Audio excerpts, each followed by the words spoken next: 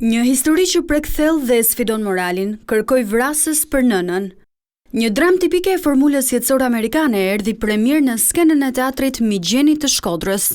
Me regjitën Aser Shatrolli dhe përkthyer nga Artur Lena, ajo sjell një histori reale, anën e padukshme të shoqërisë amerikane, antarët e një familje të cilët në hallin e tyre bëjnë pazare me vetveten. Drama është e vendosur në qytetin e Teksasit, por që përkon me gjithë akumulimet e mëdha të shoqërisë kapitaliste, ku njeriu shndrohet në një mjetallës dhe sensi masës së ndershmërisë dhe ndërgjegjjes bie në fund.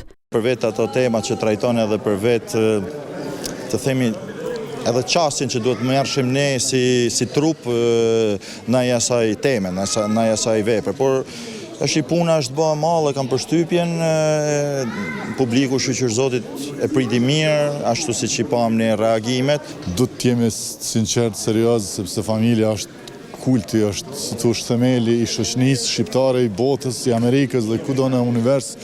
Dhe në këtë kuptim e kisha gjithmonë frikën se si do të kemi mundësi ta japim ato çfarë duhet japet dhe më duket se arritëm. Faleminderit shumë. Tek drama Kërkoj vrasës për nënën, 5 personazhe, secili më i çuditshëm se tjetri, shohin para së gjithash interesin personal.